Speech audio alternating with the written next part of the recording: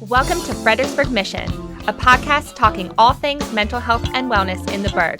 Brought to you by... How do you shorten the time it takes to buy a car? Car buying just got easier. Pohanka365.com lets you complete as much or as little of the car buying process online. Pohanka365.com. Car buying simplified. Anytime, anywhere.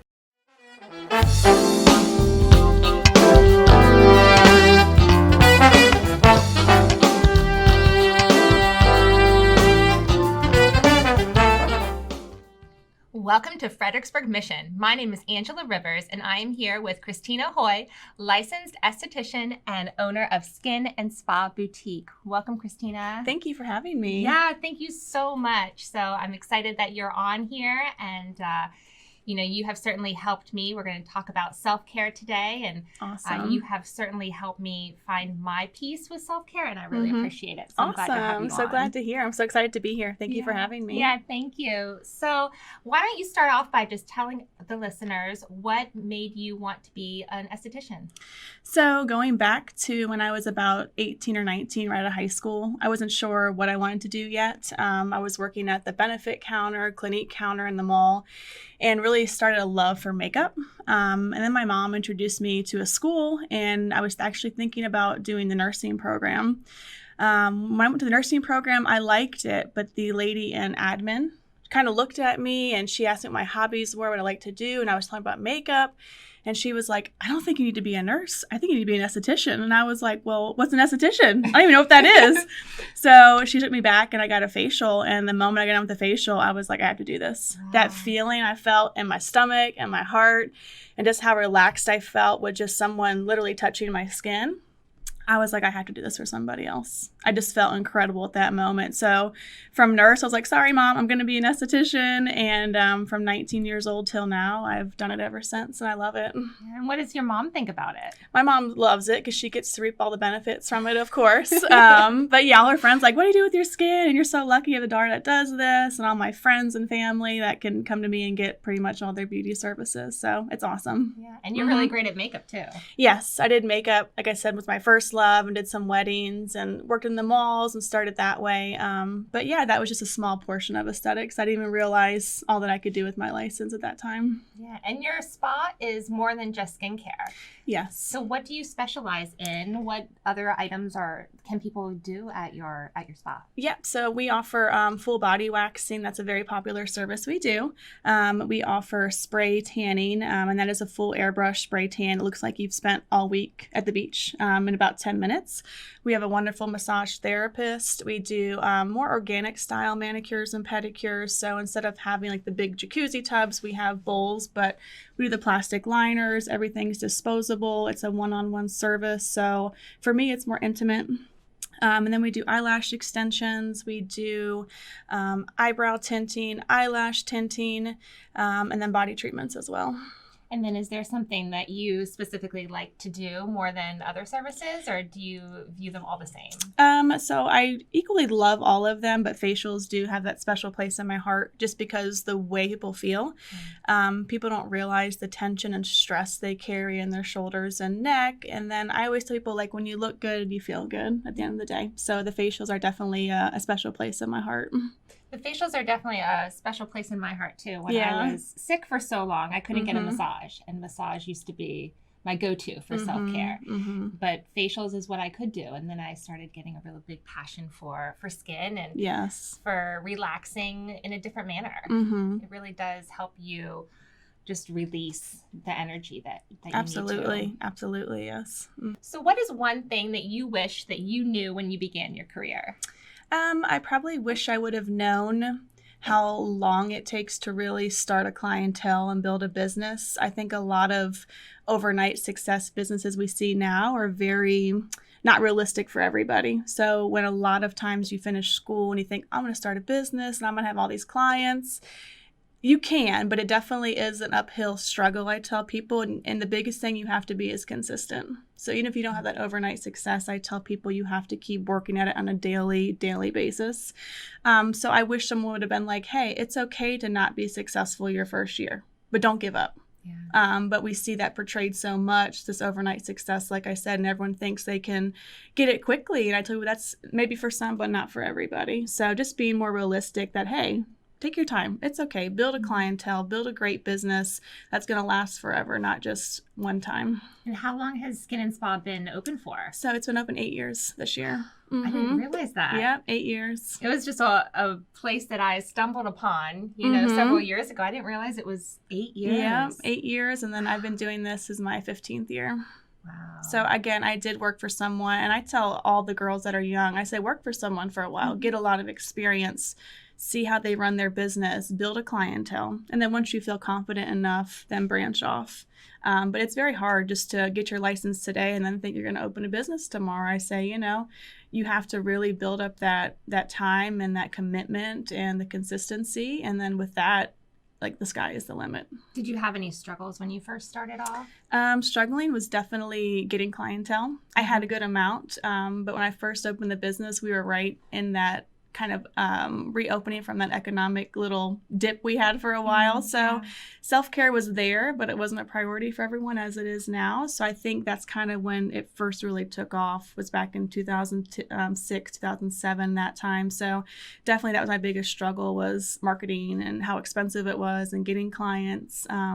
But just going out and meeting people and dropping my brochures off places and putting them on car windows and on mailboxes. I mean, anything I could do to help spread the word.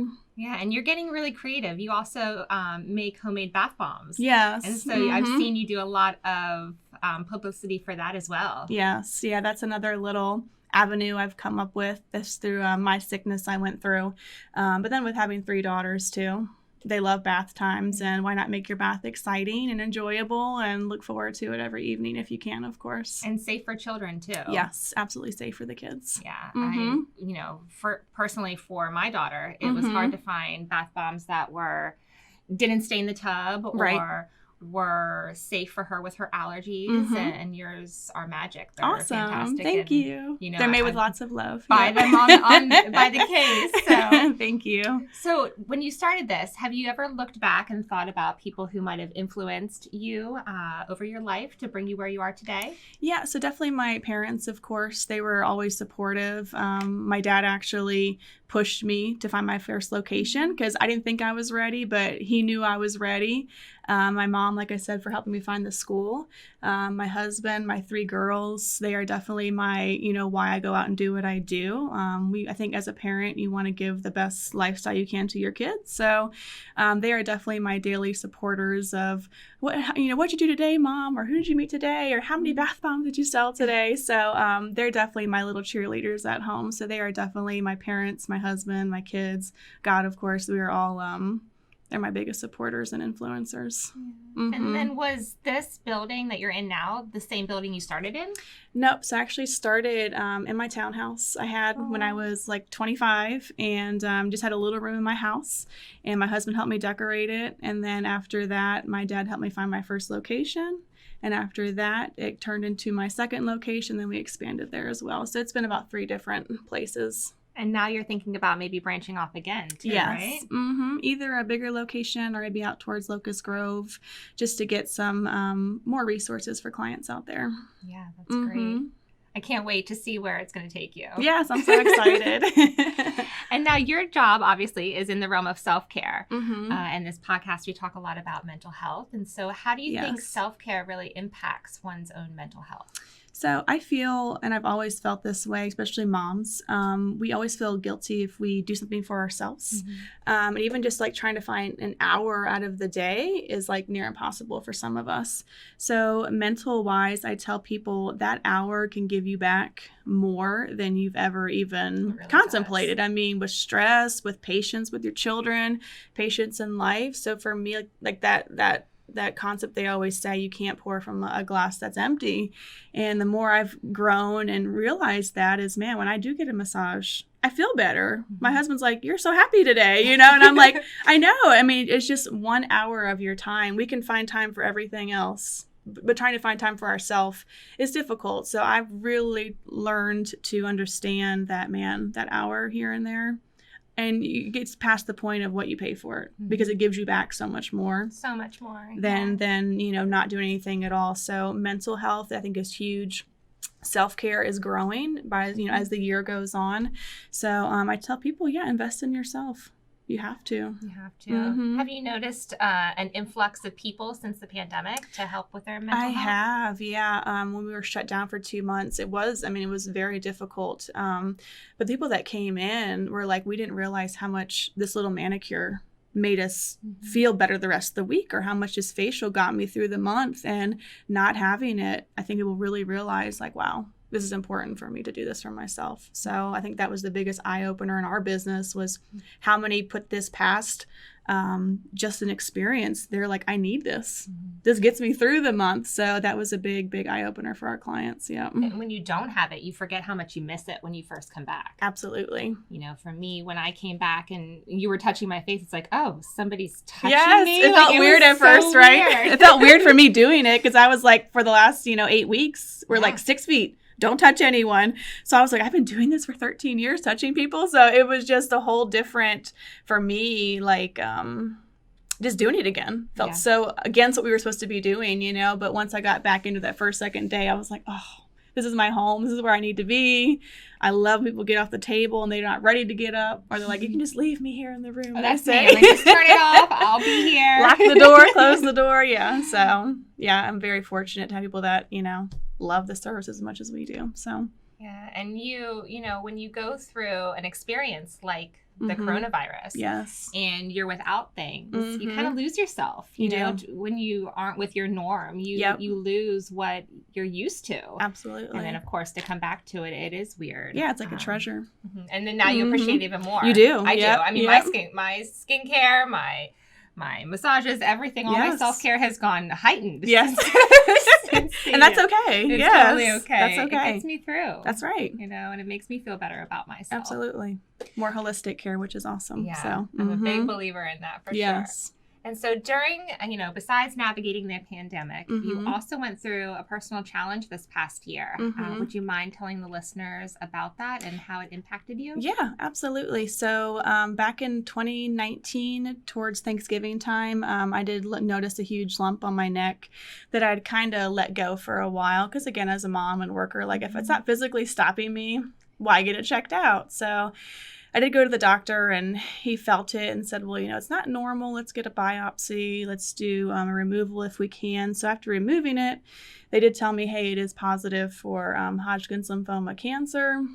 We need to start treatment immediately. So literally getting ready to cut the turkey at Thanksgiving and knowing you have cancer was like, okay. So like talk about, like they say, time standing still.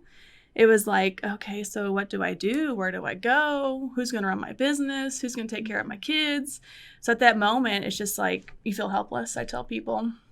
So after finding the news out, I was actually, like I said, getting right at home, getting ready to start Thanksgiving, and just finding out where to go. I asked my doctor, like, what's the next step? So after doing, probably a good dozen different tests in Charlottesville and amazing care in Charlottesville, just starting chemo right before my birthday in January. So, again, scariest thing I've ever been through in my life. And people always ask me, well, did you ever think like what could go wrong or if the chemo didn't work? And I said, I think when you're in that beast mode, I call it, and you don't think about death, you don't think about anything else. You just think, I got to get this done.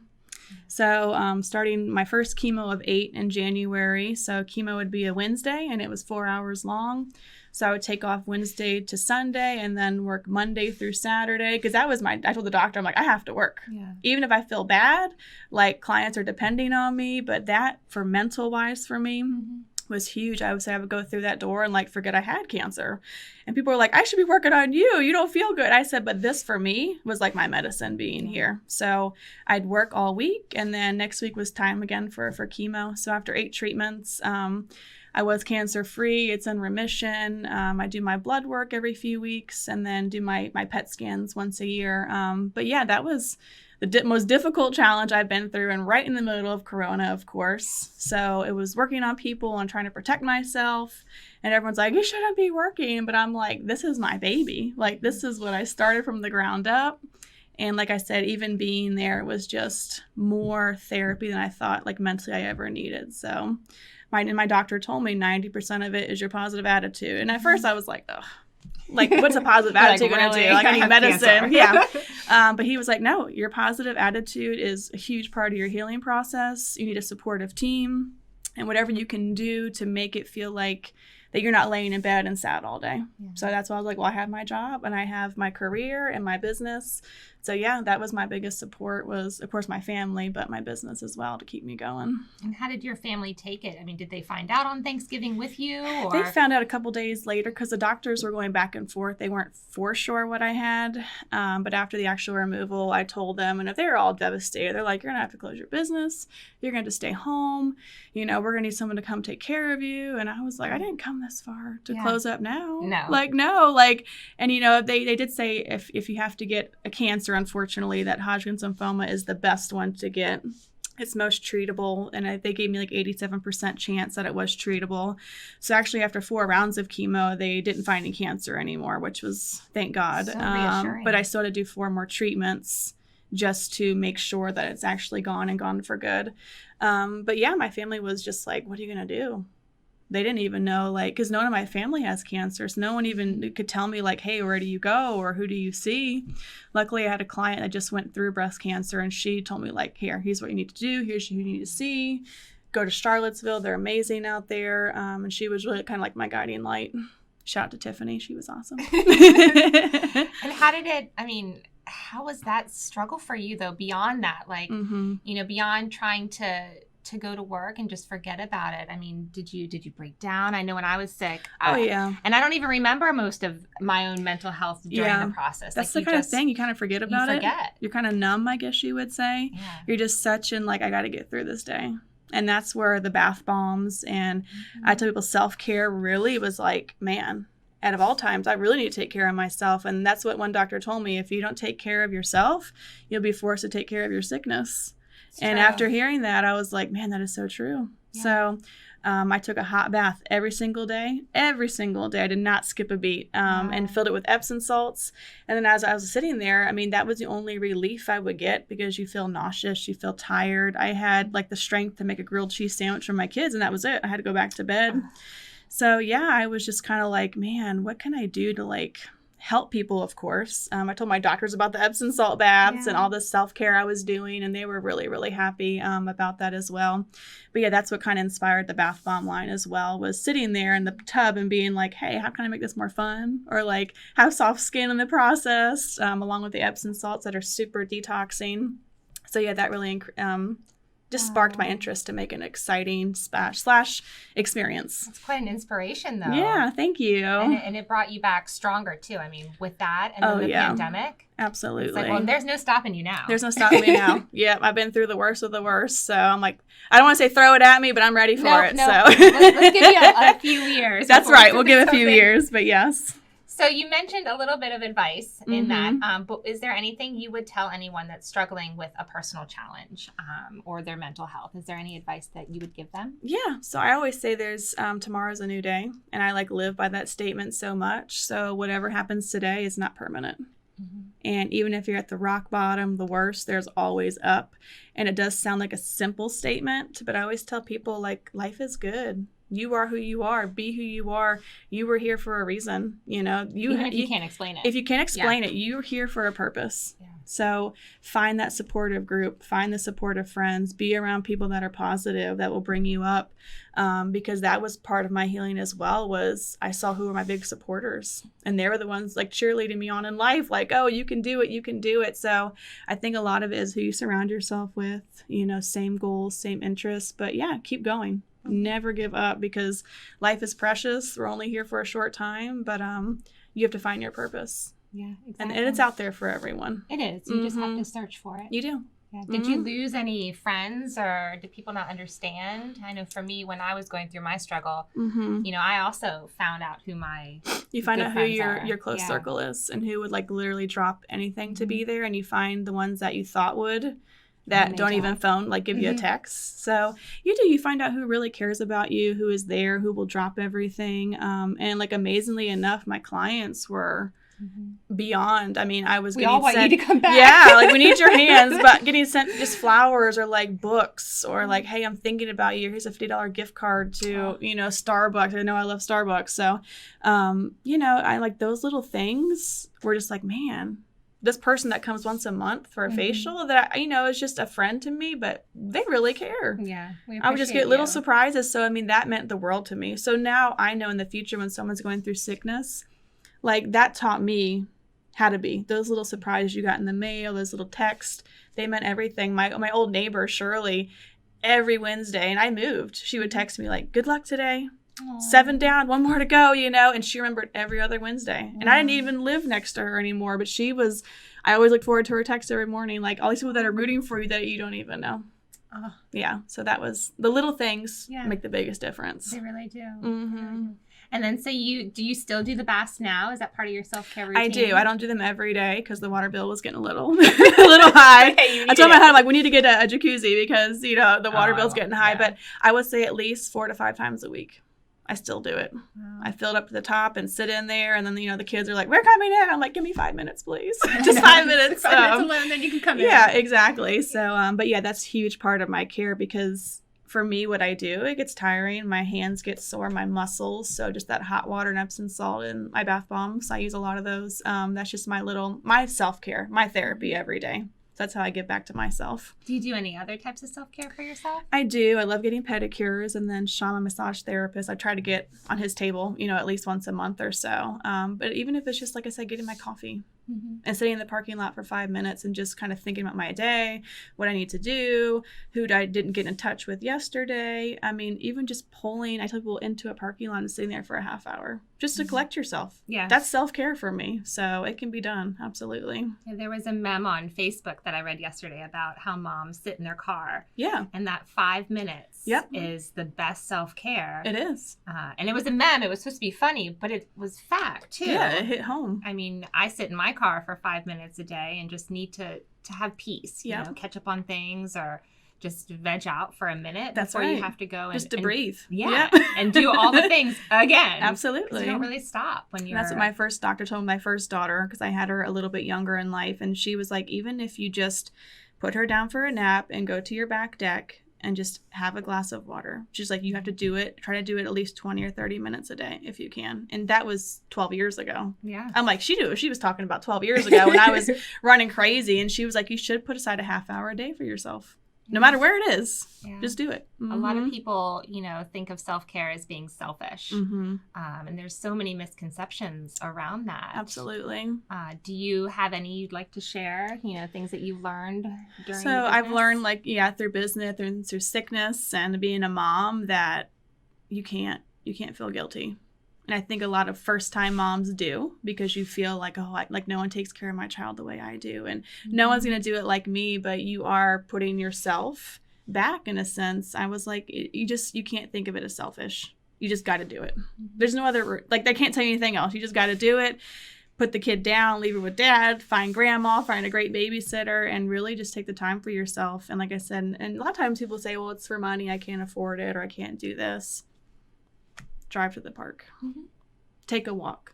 I mean, I try to take a walk almost every single night too, because that's my stress burner. Like everything I did during the day, I leave it out on the pavement. I tell people, I just leave it there. And when I come back in, I'm like, okay, what are we going to do next? So walking is a huge thing I do besides my baths as well. And those are both free. They're both free. And you just dump all the mental congestion that you have. And hopefully not without a kid in the bathtub. Right. Because mine always come in. Yeah, I got about 2 minutes and I hear the stampede coming up the stairs. I'm like, just give me 2 more minutes and then we're out. So, but yeah. So I definitely view you as an inspiration in the community. Thank you. At UMFS, we value our families and our children and our staff as being unwavering champions. So I ask this question in every podcast. How are you an unwavering champion in the community? Ooh, that's a tough question. I think just being yourself in a sense, puts out a huge light to others. You know, we don't have to act to be a certain way. I don't check other people and see what they're doing and trying to keep up with them. I'm a type of just be you. And being you is enough. And you bring your own creativity to the table. You bring your own opinion, your own thoughts. But yeah, I type of just be yourself. And that is enough. That'll bring people to you. That'll bring connections to you that you never ever knew. And I found that out going through my sickness. And just be you and be a positive light. That's all I can say. And that'll attract people. Yeah. You know, through Instagram. Yes. You know, through Sean. Through Sean, yes. I feel like everything You've been a great connection for us, and I appreciate all the clients you you've brought and told the community about us. So thank you so much. That's awesome. Really, really amazing. Thank you. You too. So if anyone wants to find you, if you can tell the listeners where to search for you, where to look for you, where they can book an appointment. Yeah, so we are on Instagram, Skin and Spa Boutique. Our website is skinandspa-boutique.com. Facebook as well, Skin and Spa Boutique. You can Google, Yelp. We have tons of reviews on there. Most of our clients find us by our reviews. They search and find us and say, wow, your reviews are so good. We want to try you out. So we're on all platforms of social media. So that is the best way. Our website, you can leave us a message, you can text our number, you can call our number. There's lots of ways to get a hold of us. Yeah. Well, thank you so much. You're welcome, Angela. I really appreciate having you on. Yeah, of course. Well, this is Angela Rivers with Fredericksburg Mission.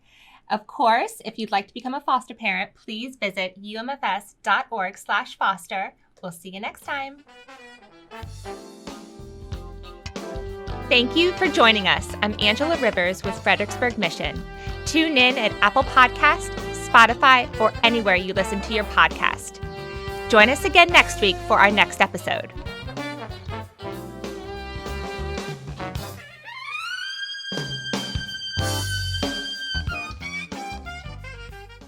How do you shorten the time it takes to buy a car? Car buying just got easier. Pohanka365.com lets you complete as much or as little of the car buying process online. Pohanka365.com. Car buying simplified. Anytime, anywhere.